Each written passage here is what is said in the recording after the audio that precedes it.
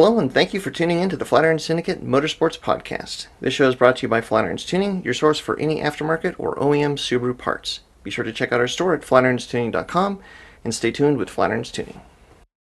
Well, let's dive into it. If you're listening to this at home, I'm not sure if this is going to be a podcast or question of the week. It depends on how long it takes us to cover this. But I'm here, and we've got a special guest. We've got Harvey the Boostcreep with us again. And Harvey, the motivation to reach out to you is as we've asked for questions of the week. What questions do people have? We've gotten a number of questions about mass airflow sensor based cars versus speed density based cars, and like with Subarus, which all Subarus are mass airflow based. You can switch to speed density, and so we've gotten a lot of people that have asked, well, what's the difference between the two, and when and why should you consider switching from the mass airflow based system that Subaru comes with to a speed density system? And I figured there was none better to talk to than you to kind of go into the details about what makes these two systems different and what the pros and cons of those systems are.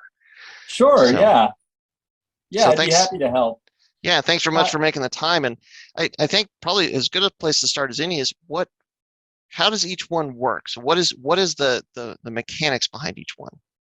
Oh, okay, yeah. Well, I'll say before I start that, let's start talking about when we look at OEMs, what do they use? What does OEMs use? And a lot of people say oh yeah, all the Subarus are mass airflow, but they're not, are they? We know a lot of NA models that have never had mass airflow sensors. True. They've always been based on a pressure sensor in the manifold, which is speed density. So and then we can't forget in the pantheon of things and ways that cars are metered, and we'll talk about metering, which is measuring, is that we used to measure things even differently. It's not just MAF and speed density. Those are the two that everyone in our little circle likes to use, but a lot of cars use a system called alpha N, which is just measuring the throttle position versus the RPM, and that has to be done in situations where you can't put a MAF on 8 trumpets for individual throttle bodies. Sure. You don't get a vacuum or a pressure signal under those individual throttle bodies, at least not a stable one that you could fuel from. You get these crazy waves from the valve, basically right under an ITB. So really, in situations like that, we need something else other than MAF or speed density, which is MAP based. Mm-hmm. So yeah, but you know what? Then we'll zoom back in. Let's talk about what the two systems are. So one system, and I'll say on a broad stroke, one system is a shortcut and a very accurate way of measuring mass of air, and that's why it's called a mass airflow meter. Yeah. So it's what we're always trying to arrive is when we look at a stoic air fuel ratio for fueling, and that's what most of this stuff comes to is the fueling calculations and even the load calculation. We're trying to measure what airflow is, and we don't care about the volume of airflow. We care about the mass of the air entering the engine. Turbo cars can compress it, so the volume doesn't matter when I have 4 times the molecules in the same space. If we measured just by volume, you'd be in a lot of trouble when we know that gases can compress and expand and whatnot. Well, and it's worth mentioning the reason that that's important is because what the computer is doing is chemistry. It's calculating the chemistry. So mass, when you're talking about chemistry, you need to know how many atoms or molecules you're dealing with. That's mass. That's not weight. That's mass, because that's the amount of stuff that you have. And it's just trying to figure out, well, how much air is coming in, because then it has to calculate how much fuel to put in to do that chemistry to get everything to balance. Yep. Yeah, the air fuel ratio is fully about mass. It's not about anything else. And we really want to know what the mass is. So this is a mass airflow sensor, and it does the shortcut. So if I have, say, a pound of air going into the engine in 1 revolution, and I have 4 cylinders, then I have a 1/4 pound of air going to each cylinder in that one or not to each one. It's a 4 in every 2 revolutions. I'd have a 1/4 pound going because it's a 4-stroke engine with 2 cycles. But let's not go there either. Anyway, we would break it up into a 1/4 pound per cylinder, so we know that we need, if we want a 10-to-1 air fuel ratio, we need 1/10 of a 1/4 of a pound of fuel to mix with that 1/4 pound of air to get the proper air to fuel ratio. So we'd know that. Now I'm guessing, are you calling it a shortcut because so mass airflow sensors typically are right at the beginning of the path of the air into the engine. They sit right next to the air filter generally. And are you calling it a shortcut because it's looking at all of the air I'm right calling at it the a beginning? shortcut.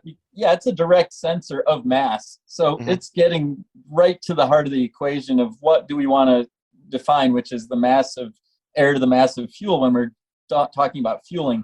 The reason this is the pressure sensor, this is a MAP sensor from a Subaru. Hmm. These are both Subaru turbo parts. This one broke his little ear off, but it Hmm. still works okay. We use it as a diagnostic.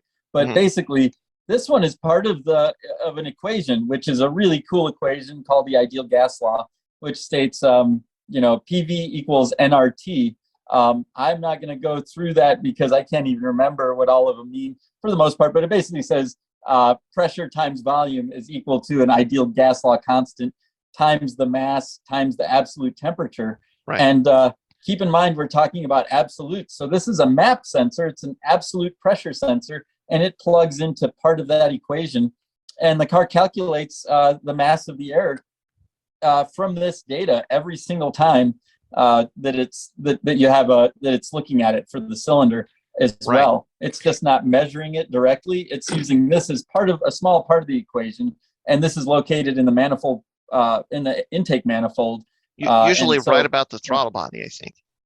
around the throttle body on a lot of Yeah. cars, but really anywhere that's kind of a steady signal is acceptable. You want it to be sort of kind of what the intake valve is seeing, or at least relate to what the intake valve is seeing in a steady way. But if we Right. think again, just like the ITB cars, really close to the intake valve, you would have a crazy signal that would fluctuate wildly. Right. So by putting it in the center plenum or by the throttle body, you can get more and more of a damped out and even signal of what's going on at that valve, And, as far as what the air requirements are, and I or think it's what the worth fuel requirements.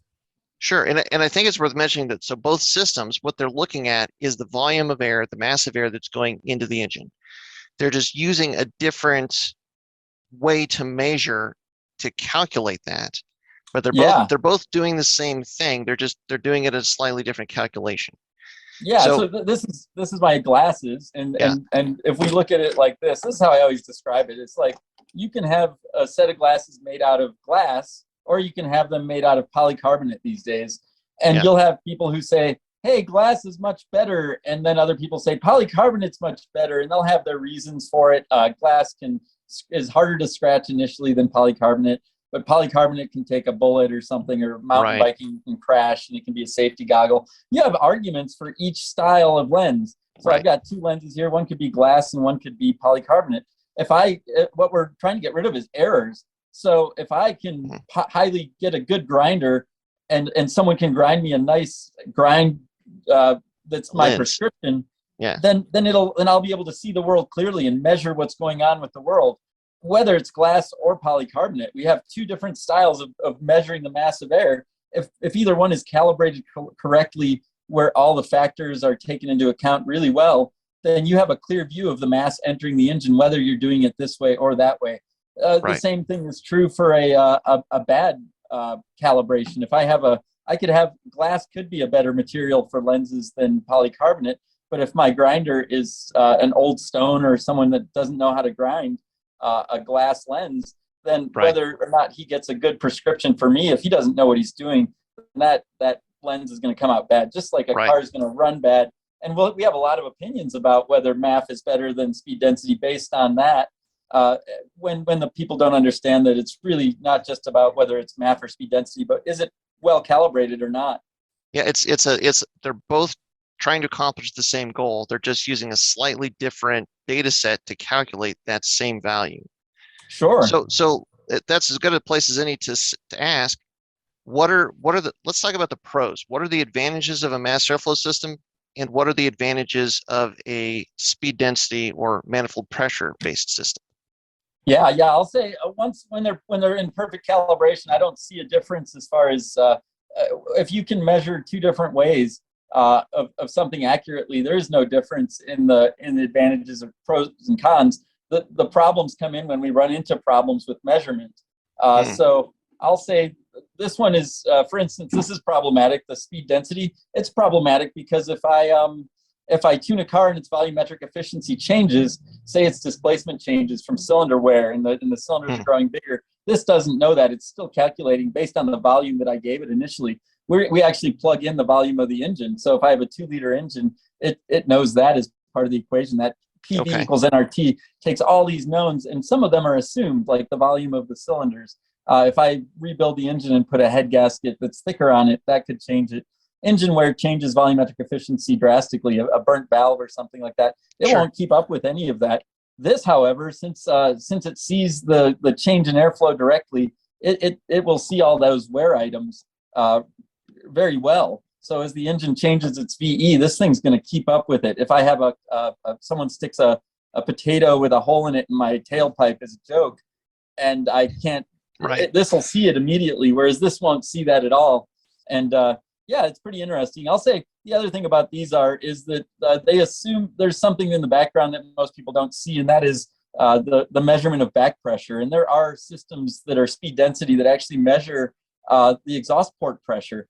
And I'll say this, when we think about a gas pump, something that's pumping this very elastic medium, which is air, when you're pumping it through a pump, it changes volume drastically. We know that. But what people don't think about is that the pressure at the exhaust port has a lot to do. If I know the volume of that engine and I turn the engine over one complete cycle and I move 2 liters through it by turning it a cycle, it should come in 2 liters and go out 2 liters of air of volume.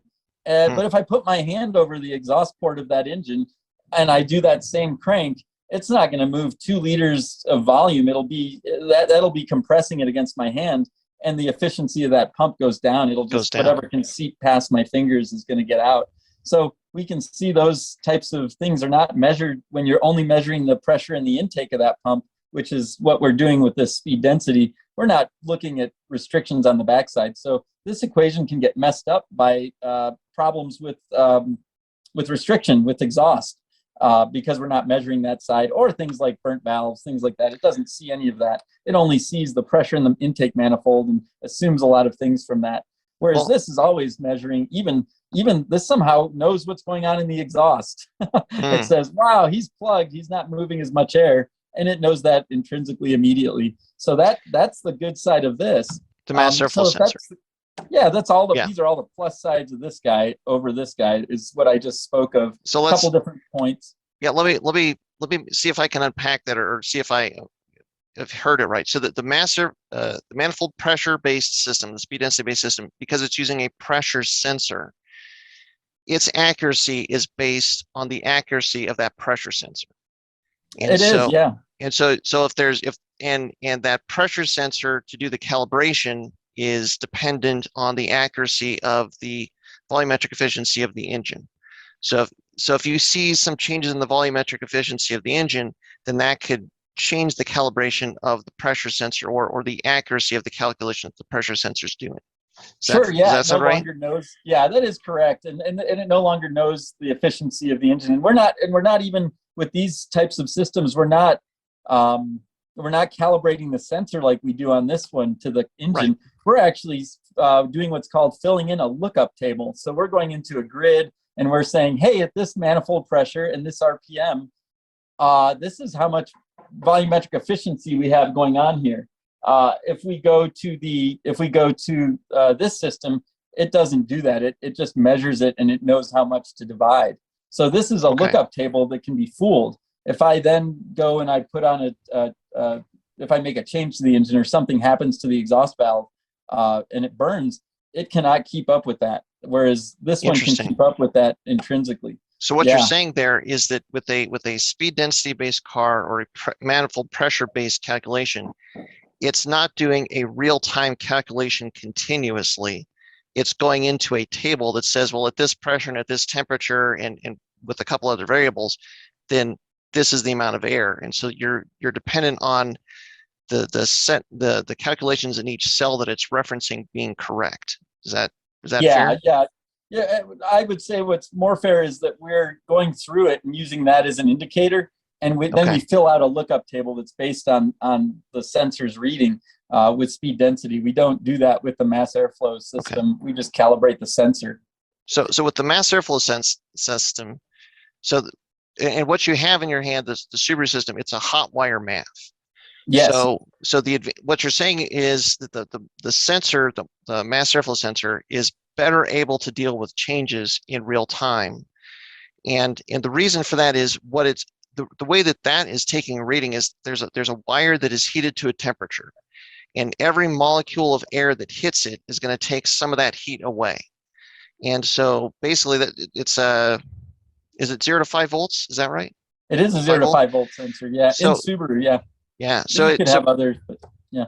Sure. So the more air that's hitting it, the more heat is being wicked away from this wire, which means the more voltage has to be added to the wire to maintain the temperature.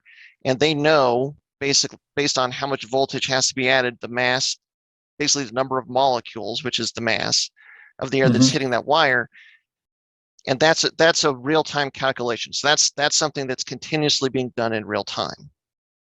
And so that's the advantage, like you're saying, like if the exhaust gets plugged up so that the volumetric efficiency goes down, which means less air is coming out, which means it's harder for the air to get in and the flow of air into the engine slows down, that mass airflow sensor, because it's doing a real-time reading, is going to immediately know that and adapt.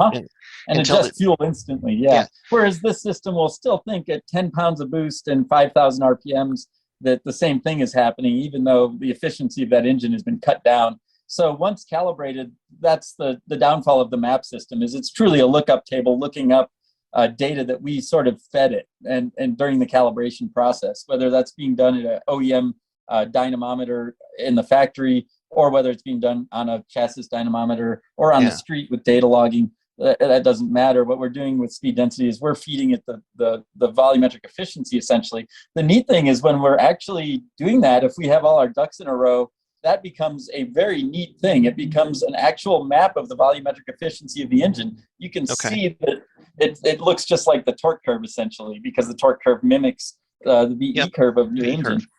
So very cool. It's pretty amazing to see that come to life and to know you're on the right track. And what the other neat thing is, as a tuner, I have plenty of guys that go and get head work done and come back, and then some days we have to tell them, wow, your same VE map, I had to hold a flat air fuel ratio, I had to take away 20% VE up at Redline. Are you sure these are good cams? Or honestly, over and over, I see ported heads that are done by reputable companies, local and nationwide. When those companies send us ported heads and we put them on the same engine, I may have to add 20% VE. In fact, I may have to model in over 100% VE, which is such a fun thing. And when you know that your ducks are in a row and that it's a real model, you start to say to yourself, wow, these geniuses have actually broken some, not records, but they're starting to get into really good engineering where we are making over 100% VE with these engines. And you can see it as a tuner. That's one of the advantages of the map-based system over the MAF-based system. And I think that's the other thing. That's really cool. Yeah. So why don't I segue that into more advantages of the map-based system? Well, hold on. I want to make sure so what you're saying that's really cool to me is with the speed density-based system and setting up those tables and basically realizing that there's a direct relationship between the volumetric efficiency of the engine and how the table is set up. You basically have an indication or a graph of how efficient the engine is operating through its RPM range. Yeah. That's amazing. really cool. And so that could, like, if you say you can never get higher than roughly 80%, 85% volumetric efficiency, that would be an indicator as you're sitting there tuning the car that something is off here. Oh yeah, in fact, the fuel system, a lot of times if you're not monitoring fuel pressure, you're really messing up as a tuner to start with. But in my early days of tuning, when I was messing up and not measuring fuel pressure, there would be cars that I would tune and they'd have a good air fuel curve, but they seemed to have over 140% VE going up towards Redline. It wasn't until we started measuring fuel pressure that more often that you'd be like, oh, wow, this car has bad fuel pressure. So, I'd say if you're just sitting there and you don't understand the concept of the VE and where it should be, then red flags like that don't jump up at you. But since even back then, I knew that they shouldn't be doing that. And that would instantly be a cue for me to, and I would measure fuel pressure, but it would be on a gauge and I would have to stare at it. And nowadays we want to graph it on the dyno so that it's immediate, or have a pressure sensor in the ECU like Cobb's custom features were allowing. So it's pretty neat to see those tools that can instinctively put you on the right path, even as a calibrator. And I'll say this: there's one other thing is we are actually measuring the back pressure of these cars, and a lot of people don't realize they are. And this is where I get a lot of business because we're here around Denver at 5,000 feet above sea level, and that means that just like the gas pump with the hand over it, this hand of God has been removed a little bit. We're at 12 psi atmospheric. You need a barometric offset when you are doing speed density tunes. That barometric offset is nothing more than a model of the back pressure. It's telling you that. And I do see a lot of problems with base maps from a lot of software engineers who think that we have carburetors for fuel injectors, because usually people assume cars get richer as they go up in altitude, so they'll lean them out. The truth is, when you take away pressure from the backside of a pump that's a gas pump, it gets more and more efficient. And, and that means it pumps more and more gas. So if you're only measuring the manifold, it's going to lean out, not richen up. So as cars come up in altitude, if you're only tuning through the speed density car and not making a barometric offset that accounts for the back pressure change, you will go leaner and leaner as you go up in altitude, not richer and richer like a carburetor would. I can't remember why the carbs do that, but they do. But I do know that that's why speed density systems lean out. And a lot of people have removed their baro sensor in the past and suffered from it. They'll drive up here and it'll run very strange. So, so you're saying, all right, so atmospheric pressure, barometric pressure is kind of like the baseline of resistance for gas coming out of the exhaust of the car. Sure is. So as that changes, as it goes down, then the restriction becomes less. So that is going to change the volumetric efficiency of the engine. And so that's where that can have an effect on the speed density car or the manifold pressure based calculation. And then I think as what is well known in the Subaru, well, actually it's not as well known as it should be, is that you have a barometric pressure. You have to know what you're starting at. What is atmospheric pressure, because that changes. Oh yeah. If you drive up or down a mountain, you're going to have a pretty dramatic difference in barometric pressure as you're doing that. And so the car needs to know that and apply that to the calculation, basically so that as you're seeing what the pressure is in the manifold, you know how that relates to atmospheric pressure. Yeah. And if you think about a gas pump and the difference between sea level and here is over 2.5 pounds, that's only 5,000 feet. We're driving up to 12,000 feet in the mountains to go snowboarding and stuff. So we're at like 11.5, 11.9 on some of these passes. That's even another 3 pounds sometimes. I'm seeing 8 pounds for pressure. So we're almost half the pressure. So you're at almost half the pressure on your exhaust at the same manifold pressure that you were at sea level. Those cars need to know that, or else the fueling model is completely messed up on speed density. Whereas this guy, again, it keeps up with all of that. Because it's mass is mass. You know, if you put a mass airflow sensor on a car on the moon, it would still read correctly. It would read 0, but it would still read correctly. You wouldn't have to calibrate it. You wouldn't need pressure or anything like that. Yeah, and the same is true for this. I was thinking about this earlier. Map sensors are so absolute, and when we look at the speed density equation, or just the equation for gases in the world, it could be the gas in this room. It's the ideal gas law, right? PV equals nRT. All of those are absolutes. We teach the hell out of that in the class that I teach, and it's EFI University. If you go to EFI101.com, you can see it. I'll plug you because I love it. It's my alma mater. Check it out. We're actually hoping to get a class together here. But anyway, when we look at these things, they're called map sensors because they are absolute pressure sensors.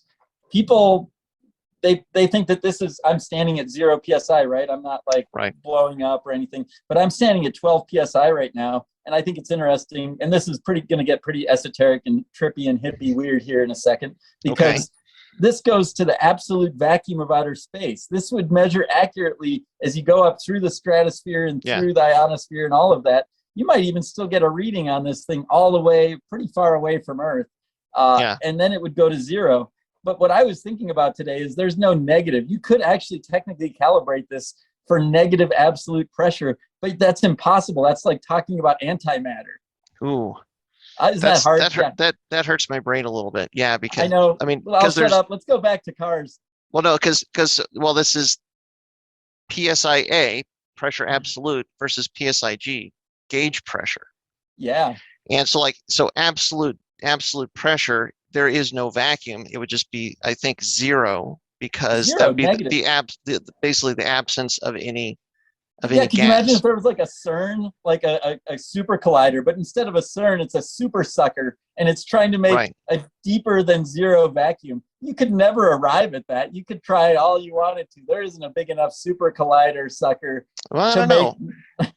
I bet you could get close. I'm sure that somebody in one of these universities has gotten close. What this makes me think of is that science experiment where you put a bell or an alarm clock in a bell jar, and you pump the gas out, and when it gets close to deep vacuum, then all of a sudden you stop hearing the bell, because now that sound can't be transferred by the gas, because there's now no gas in Nothing to vibrate. in the bell jar. And so that would be an absolute pressure of close to zero. We'll just say close to zero. Yeah, But if you're talking about gauge pressures, like if you're zeroing at atmospheric, then you can have vacuum or negative pressure, because you're dropping down below what the atmospheric pressure is, but that doesn't mean you're close to zero absolute pressure necessarily. yeah, yeah. And we don't, we think about, we live in absolute pressures aren't that big of a span away from our daily experience. We're only at Right. 12 here. You're only at 14.7 at sea level. But things like absolute zero of temperature, when you start talking about temperature, oh wow, we That's a live big in such a difference. that's far away from us. Thank Yes. God. Yes. Yeah, that would be very cold. Not enough coats in the world for an absolute zero. No.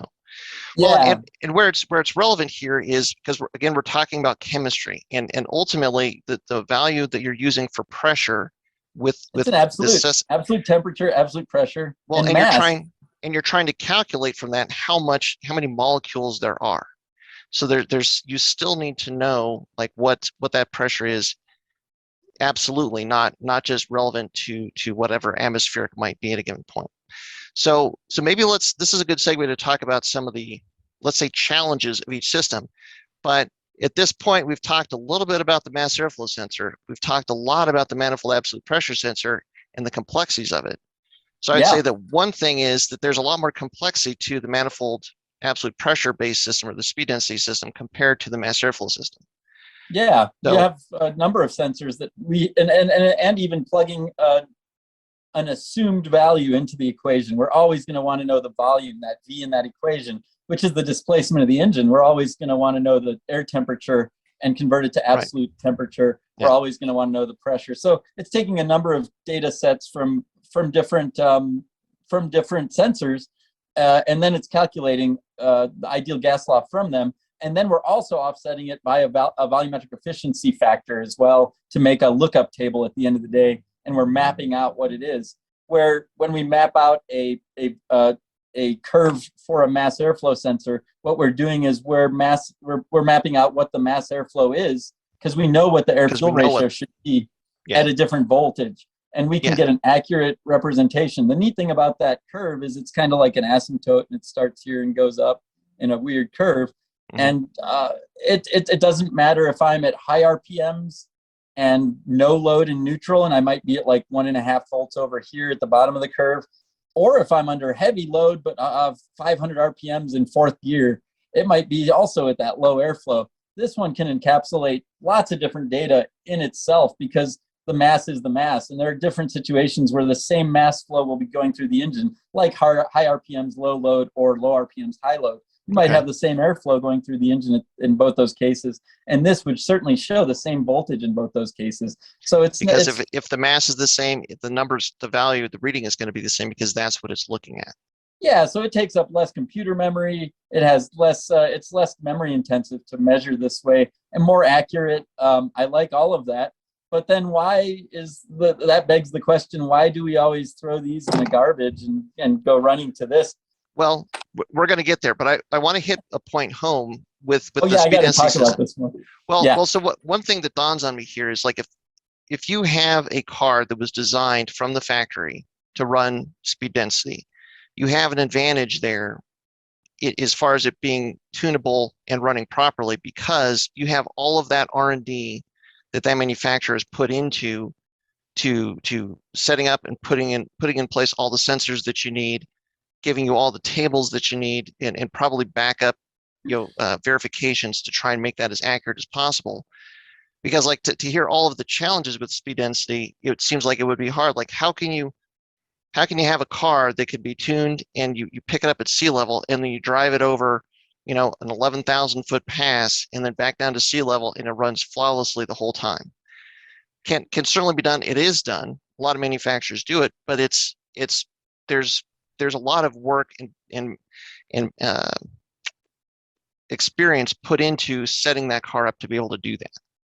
Yeah, there is a lot, but there's also a lot of known science, and it seems like since it's using a well thought out rule, which is that ideal gas law again, even in our ECUs to calculate that, it's such a good calculation that it's very accurate, and it's I think a lot of times it's preemptively accurate in a way. In fact, speaking of that, it's kind of preemptive. Like when we have this mass airflow sensor, it's kind of far away from the engine, so its signal may not even, it's got a time delay from what actually happened at the throttle body and in the intake manifold. So this one actually has that as a problem. And if we look at General Motors uses both of these at all time. When you're tipping into throttle and stuff, the fast reaction of this calculation and seeing what's going on in the manifold is what they use for tip-in enrichment and a little bit of tuning. But in the most part, at steady state and at wide open throttle, they switch back to the mass airflow sensor. So General Motors is balancing their engine model between the two. They calibrate both incredibly well, and they use that so that they can pass emissions a little bit cleaner than other companies. So there are companies that do that. And even, Subaru, this is basically a boost limiting device, and that's about it. Right. And yet, because it just doesn't, it could be used. They have it, but they just don't reference it for tuning with the Subarus. Well, and I would say that like location of the sensor, like that in and of itself is a big advantage. So like to go back to that, the manifold pressure sensor is pretty close to the intake manifold or like really close to the air that's going into the engine. Yeah. Whereas the mass airflow sensor, that's all the way out at the beginning. It's all the way out close to the filter. Before in the Subaru, before the turbo, before the inlet hose, before the intercooler, but before a lot of hoses, before a front mount, there's a lot going on. And there's just in that location alone, there's an advantage and a disadvantage to those two options. Like having that pressure sensor right as the air is about to go into the engine, that means you're taking your snapshot, you're taking your reading to do your calculation of how much air, usable air, is going into the engine right as it's about to go into the air. So like there's really no surprises there. You know exactly who is getting in there. But with the mass airflow sensor, it's so far removed that's where like we talk about checking for vacuum leaks on a Subaru and why that's important and why vacuum leaks can cause drivability issues. It's because your sensor's all the way over here and it goes into the engine all the way over here. Anything can happen between those points, and that sensor has no idea. You can have the most accurate sensor. Right? Yeah, you can have the most accurate sensor right there by the filter, but if you have a handful of vacuum leaks, that data is no good because the amount of air that's actually getting into the engine is totally different. Exactly. Yeah. That's another one. Is in theory, as long as the vacuum leak is not in the manifold, it has pretty much no impact on a speed density car. You can blow a boost hose right off and keep driving and be like, why am I not making boost? It runs fine. I don't know why I'm not making boost. And if you didn't know you were on speed density, you'd be very confused because on a MAF, when you pop a boost hose off, the car dies. Right. And there's no starting it again because the MAF doesn't see any airflow. Right. So, and maybe to that end, let's talk about, and this is a subject that we're going to kind of broach here probably before this video goes out, but it's with speed density cars, is it really an advantage because you can do more to them without having to tune them? Like let's say you have a speed density based car, you could put a bigger turbo on and you wouldn't necessarily have to tune it to get it to run properly necessarily. What I don't think it would run ideally, but it would still run. It'd be closer, yeah. The back pressure is different if the turbine's different. So that, again, the back pressure changes. It can mess up the fuel model. But honestly, at idle and light cruise, how much is that back pressure going to really change through a turbine? Not much. Another thing is, I'll say that's a perfect example of why you can change the intake altogether and have no effect. I had a guy the other day changed his intake on his car and called me because his car was knocking so badly and storing lean codes. And I was like, did you do anything to it? He didn't even put that forth quickly. And finally he's like, yeah, I put an intake on it. And I said, oh, that is your problem. It needs a tune. And So he said, this is oh, I was hoping you wouldn't say that. this is a mass airflow based car. Yes. Yeah. So you So can't do that. well, and it comes back to that location of the sensor. So I think adaptability to a certain extent is an advantage with the speed density, and Sure. the adaptability and the fact that small things like vacuum leaks have far less of an effect. They have some effect, but less of an effect, and let's say less of a harmful effect than you would have with a mass airflow based car.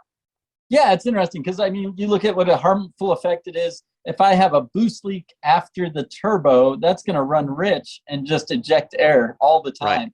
but before the throttle body. So that would be, in theory, not harmful if it's running rich and ejecting stuff. An intake vacuum leak, like between the turbo inlet and the MAF, or the MAF and the turbo, a leak there is going to pull in debris and run lean because it's sucking in air that's not being seen. So that's a really bad one on all fronts. You have particles coming in. You have a bad tune now because it's not reading the air and running lean. So when we talk about good and bad, you can have a good tune that makes a lot of power, but it bends the rods. That's bad. But, you got to look at the different pieces of it. And I think sometimes when I talk about stuff like, oh, that's a boost leak might richen you up and run richer. But unless it's so rich that you're hydrolocking or washing down cylinder walls, which is really hard to do, it's actually a safe boost leak in a way. And I just point that out for no reason. Yeah. So what would you say are there any distinct advantages other than maybe that the accuracy of the reading, provided that you don't have any leaks, and the simplicity of tuning to the mass airflow sensor based cars? Are there any other advantages you'd say? It can keep up with engine wear. As the volumetric efficiency changes, it keeps up with that, and the air-fuel ratio stays constant with lower trims. That's one big advantage to this. But I want to point out the reason we throw them away, and this is a personal thing for me too. These things go bad. They're very sensitive. Everybody puts oil. Here's another disadvantage of them. People put oil on their filters all the time. They buy these aftermarket filters that don't really work that well unless you oil them all the time. B, if you oil them all the time, this is a $300 sensor and it will destroy it. Even if you clean this enough like you're supposed to, over time you're going to get gunk cooked onto this hot wire. This wire is really hot. It'll keep cooking it on over and over, even if you clean it, and it'll destroy it. And it's a $300 sensor, and your calibration is going bad all the time. But the real reason is this. It's like we've got this, they've got like little straighteners, and we've got this in a hole, and we're measuring the airflow. As you put on a bigger and bigger turbo, people put on bigger and bigger intakes, and eventually this thing isn't even in the middle anymore. It's off on one side of this monster-sized hole. And is it really measuring that? And there's all sorts of turbulence going on. So the fact is, this becomes less and less accurate the larger and larger diameter hole you put it into to be the measuring device. And also the design of case, that. It's an approximation. Yeah. Because it's almost like if we were to stand in a river and have like some sort of spoon and say, like, if I dip I know that this river is this big. If I dip my spoon in here from the pressure going on my spoon, I can measure the flow of the river, of the mass going by it. And you have to know the size of the river. You have to know that there isn't weird turbulence going on nearby, all sorts of these things. This thing is that. It gets complicated, and it starts to get bad readings when you do that. Another bad thing is people used to put in, they used to put them in blow-through setups for a while, and that was just really crazy. Yeah. This is where, I don't know if it's dangerous to maybe even suggest this, but this is where you were taking a mass airflow sensor and putting it right by the throttle body like it was a speed density car, but it wasn't a speed density car. No, yeah. Trying to get around maybe some of these issues with vacuum leaks and stuff. So you're still using the same type of sensor to meter the air right as it's going into the engine. But now the temperature of the air, the velocity of the air is significantly different at that point. And so it's harder to keep that sensor reading properly if it wasn't designed to be in that location with that temperature and velocity of air.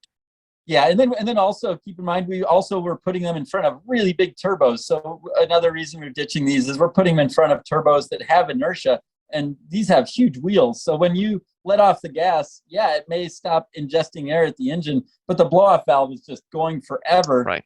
And not even if it's recirculating, there is so much turbulence and weirdness going on at this sensor that those cars don't idle. You let off the gas on a MAF-based car with a monster 35R turbo, and the signal near this thing is so messed up that the cars would usually just stall and buck. You've got turbulence and stuff. It's just not all of a sudden it's in that circumstance, it's not reading accurately. Yeah, and I've even seen long intakes where they're trying to get away from some of that, and you're even redumping your air back into by a bypass valve. Mm-hmm. And so in theory, the engine's not breathing it, and it's just recirculating through this monster turbo into the inlet hose. I've never seen one of these happy in that case. There is just so much movement that these can't keep, even though there should be good airflow and mass reading, there isn't when all that's going on. It may be that the turbo's heating it up, and because of that, the volume is changing or something like that. I don't know what it is, but basically we lose resolution when we stick this behind a monster turbo that wants to keep spinning when I let off the gas. Well, that is a perfect segue to now talk to one of the biggest underlying questions that we've gotten, which is if you have a mass airflow-based car, when and where and why would you switch or try to make the switch to a speed density system? And I think big turbo, you just answered certainly one of those. Mm-hmm. I think we've talked about it for our race car, and for a race car, there's certainly an advantage in taking away the complexity of vacuum leaks having a negative impact on the running of the car. Oh yeah. You know? So, I mean, if you have a race car, you're going to be driving like even 20, 30-minute sessions when everything at full chat, when everything is going to be really hot, a lot of stuff can go on under the engine bay. You don't know. And like if you have a vacuum leak that develops in that circumstance and you have a mass airflow-based car, that can present some problems. It's not, I would say it's not common enough to make it so that every race car out there should just drop everything and go speed density, but no, it brings some simplicity for a race car for that reason.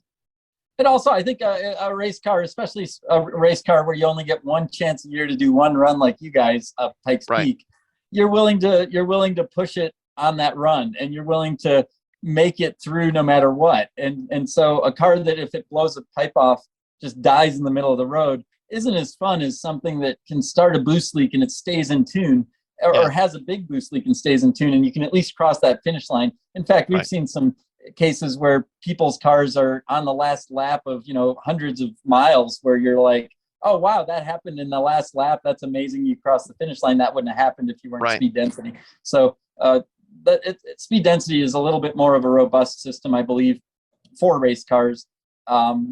But again, it doesn't know about changes. So if you do get like something happens to your exhaust valve, it doesn't see that. Honestly, I think it is more robust though versus the MAF sensor when you come into what happens on race day. Is there any other application for like a high power car or a race car where you would say that or a tipping point? Like you said, like a 35R, like a big 35R, like that's where you can run into some challenges with the mass airflow sensor.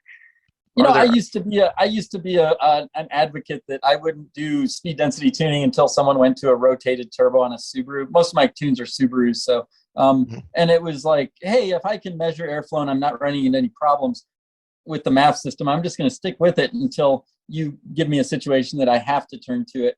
I think my friend, you guys probably watch his podcast once in a while. It's the guys from PRE, Eric Ullman. He's got his Taco Tuesday series and all that. He had one, and it changed my mind, and I've done the same as him after watching it. I can't tell you how many people come in with dirty mass airflow sensors, bad mass airflow sensors, this and that. I have only seen maybe 5 bad OEM MAP sensors in my career out of 40,000, maybe 20,000 cars. So I've seen thousands of these go bad all the time, and I see them get dirty all the time, and I see them not keep up and be subject to all these things. I have started tuning a lot of cars speed density. I find it to idle better and run better. And I recently, maybe about 2 years ago, my brother begged me to do it. He had a mass airflow based 400 horsepower Forester and then his 730 horsepower speed density Forester. And he kept telling me how much smoother his speed density car ran. And then after seeing Eric's article and all of these little factors. I just started with reliability and cleanliness of these things, and even failing them, I just started doing more and more. And I was asking people, hey, would you give me some feedback? You've been tuned for years on my MAF tune. Do you mind if I switch you to speed density? It takes an air temp sensor is all, and we can put it in today or whatever. So we've started doing that, and people do seem to prefer the smoothness of speed density to the MAF-based systems that, especially with aftermarket intakes, we're getting more and more turbulence with the more exotic intakes, and ones without air boxes, ones in fenders. All of those had so much, like you'd be driving it and feel like a little jerk.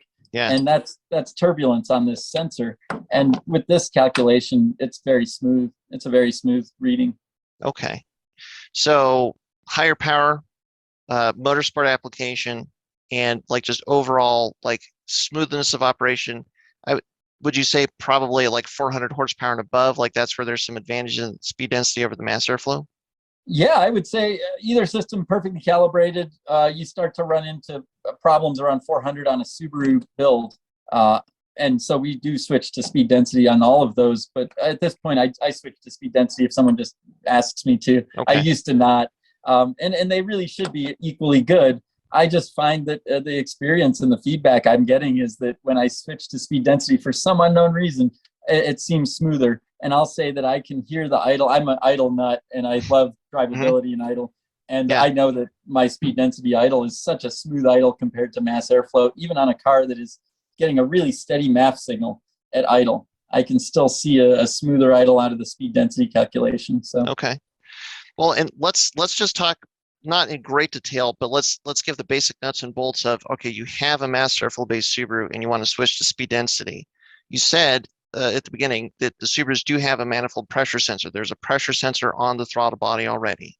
Yeah, and it reads all the way to 26 pounds of relative pressure at my altitude, just super good. So there's so few cars that need anything other than that. And then we like to move the air temp sensor from the intake location to the manifold, because when we're doing the ideal gas law, we want to calculate what's going on in that air.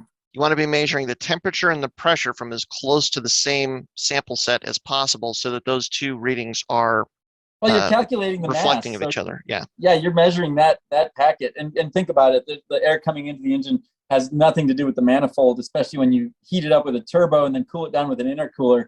It arrives at a temperature that it was never at when it arrived from the atmosphere to that air filter and the MAF.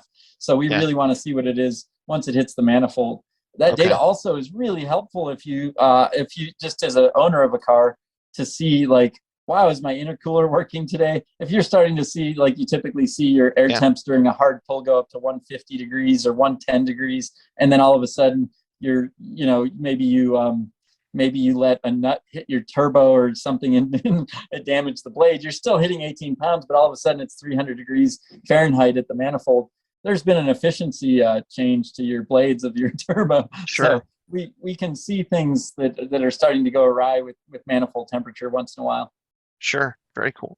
Now, the last question I have for you is there's been another option that's kind of popped up a little bit called like the hybrid system where you still leave the mass airflow sensor attached, you're adding the temperature sensor close to the throttle body, and you're also looking at the pressure sensors. It's kind of like what you're saying, what GM does, where you're actually using both types of sensors to get the car running. The Cobb system allows you to switch between the two, and you can choose whether you want low RPMs to be MAF and high RPMs to be speed density, or high RPMs to be MAF and low RPMs to be speed density. And you can actually blend them together, and there you can adjust how fast the blend happens and at what RPM and what conditions the blend happens. So you can set it based on load, airflow, or RPM. You can have it set on all three, or just one of those, or two of those. So you can make this hybrid system that blends in and out of one system and into the other. And you can even give it some hysteresis so that it blends in up here and doesn't blend back down at the same place. It has to go further back down, so it's not kind of dithering between the two. Okay. The truth is, I don't see the point of any of that, but I've tried it and it's a lot of fun. And we even teach it at Cobb to other pro tuners, so we always do an example of that. And it's always amazing that it works to me, and I never know why we would use it.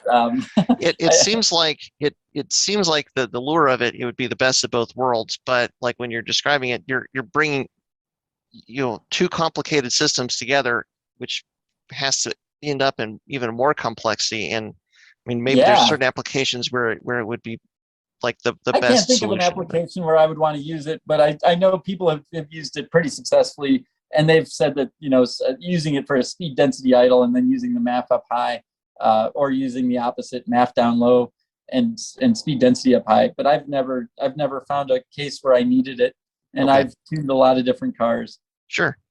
That's totally fair. Well, and maybe to wrap this up, let's go back to what you mentioned about EFI University. So this has been a pretty information heavy discussion, and I think it's a really good discussion. I'm really glad that we've been able to like have this chat for sure, and that we can capture and put it out there for people. But I would say that if it's over your head, don't feel bad. I mean, this is like some really in-depth stuff that's complicated, and there's a lot of nuance to it.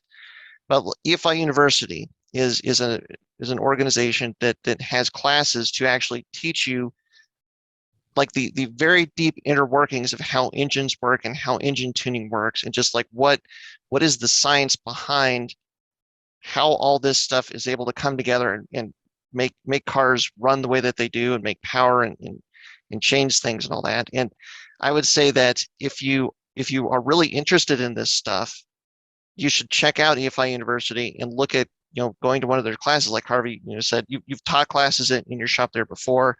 You're looking to maybe get another one going. Yeah. If you're interested in this stuff and you really want to have a deeper knowledge of how the engine works and how all this stuff comes together, check that out. Yeah, thank you very much for that plug. Yeah, I'd love to teach another class here. I'll say this too. There was years ago when all the cars seemed to be, a lot of cars originally were first Alpha N, then speed density was in vogue, then MAF came in vogue.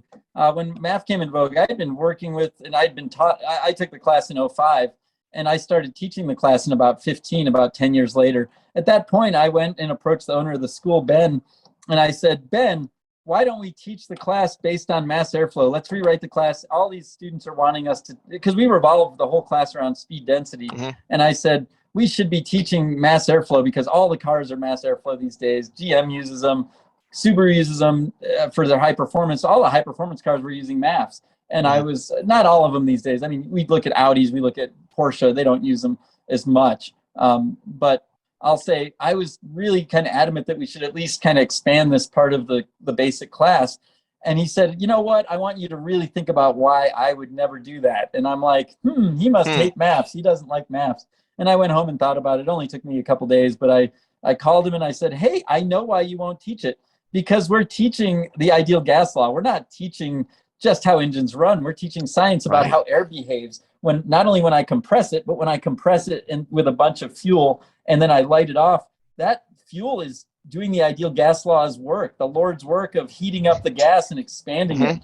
And so all of that follows the ideal gas law. It's not just about calculating what air and fuel you need. It's also about saying, hey, if I add 4,000 or 8,000 degrees to this little packet that's like 70 degrees Fahrenheit, which it would be something different absolute, how much does it expand and how much pressure does it push on the piston with? And that's really what we want to sort of get in our heads when we're teaching these classes, is this is all based on that very simple law called the ideal gas law. And we're blessed to have that as center stage of a way that it runs our engines. Because not only when we do that do we get a really clear picture of how engines work, we can model the volumetric efficiency of an engine, which is basically designed by your camshaft designer. And you can see what that person achieved with the flow of air through the engine at different RPMs. And it's really neat to map that out, really neat to understand how it relates to physics and the natural world. Whereas this thing, you're like, all right, it moved this much air, chop it into 8 pieces, and that's what each cylinder gets, 10-to-1 air-fuel ratio. Yay! What'd you learn today about the world and about the universe? You don't have these deep thoughts about negative pressure, absolute, and weird stuff. The speed density gets to the heart of the chemistry and the physics of everything that's actually going on in the engine. And once you have a good handle on that, then once you have this mass airflow sensor, which is almost more of a tool to get just a reading of the air that's coming in to do the chemistry, that once you have the understanding of how everything works, then realizing how you can utilize this tool to get the rating, that's an easy add-on versus trying to base everything around that. And you would miss a lot of that inner You'd miss workings. compressor efficiency. You'd Yep. miss the atmosphere's effect on a normally aspirated engine, because everybody they focus on, I have a turbo car, I want to see what turbo cars do and Sure. why they work. And you can't see how a turbo car works if you don't understand how air in the room works. You need to know all the physics of the ideal gas law to really see the beauty of the compressor efficiency, and how even the most perfect compressor, a perfect compressor follows the ideal gas law as well. Right. And when we talk about efficiency, that's the deviation from that ideal gas law. If that gas law predicted that the air temperature would rise 100 or 200 degrees, and we see 220 degrees, then we can say, oh, wow, it's not efficient. It's an only 90% efficient compressor MAF. So we can see all these neat things by internalizing the deep lesson of the ideal gas law when we teach about speed density in a classroom environment. For sure. And so as we're wrapping up here, because I think we talked about having a conversation for about 30 minutes and we're coming up on an hour. But I mean, this is a hard topic, so like that's not terribly surprising. But what I want to say at the tail end here too is if you're interested, if you want to try and like figure out what's going to be best for your car, but you don't have the ability or the time to go to EFI University, this is where having a conversation with your tuner is important.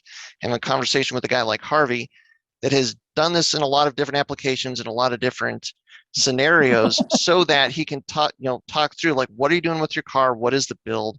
And what is going to be the best fit for you?